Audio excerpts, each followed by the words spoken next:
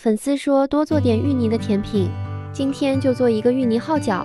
先把芋头蒸熟，屏幕上的材料放一起打成细腻的芋泥，淡奶油打至6分发，